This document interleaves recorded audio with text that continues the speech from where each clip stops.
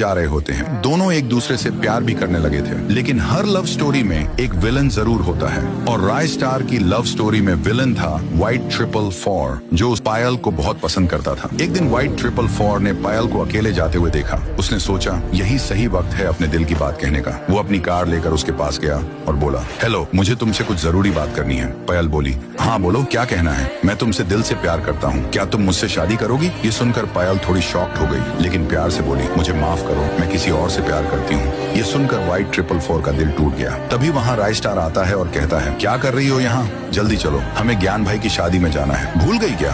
ओह हाँ, चलो चलते हैं। दोनों कार में बैठकर निकल जाते हैं, लेकिन दूसरी तरफ व्हाइट 444 गुस्से से पागल हो जाता है और कहता है, वो लड़की मेरी नहीं तो किसी की नहीं, और वो एक खतरनाक प्लान बना लेता है। शाम को ज्ञान भाई की शादी में राय स्टार और पायल मजे से एंजॉय कर रहे होते हैं। तभी पायल बोलती है, राय स्टार जी चलिए ना, मुझे घर जाना है। राय स्टार बोलता है, ज्ञान भाई मना कर रहे हैं, कह रहे हैं इतने दिनों बाद मिले हो, थोड़ा और रुक जाओ। पायल कहती है, ठीक है, तो मैं अकेली चली जाती हूँ। राय स्टार ड्राइवर को बोलता है, पायल को घर छोड़ाऊं। ड्राइवर और पायल निकल पड़ते हैं। रास्ते में ड्राइवर देखता है कि रोड के किनारे एक आदमी पड़ा है। कार रोकता है और जैसे ही पास जाता है वो आदमी उठता है और वही व्हाइट 444 होता है। वो ड्राइवर को मार देता है। पायल घबरा जाती है और कार से उतरकर भागने लगती है, लेकिन व्हाइट 444 के गुंडे उसे घेर लेते हैं। कहाँ जा रही हो जाने मन? पायल रोती है, मुझे जाने दो, मैंने तुम्हारा क्या बिगाड़ा है? लेकिन उन गुंडों ने पायल के साथ जबरदस्ती की और फिर उसे मारकर उसकी बॉडी के टुकड़े कर दिए। जिस हथियार से वो काम किया गया उसे राय स्टार के घर में छुपा दिया गया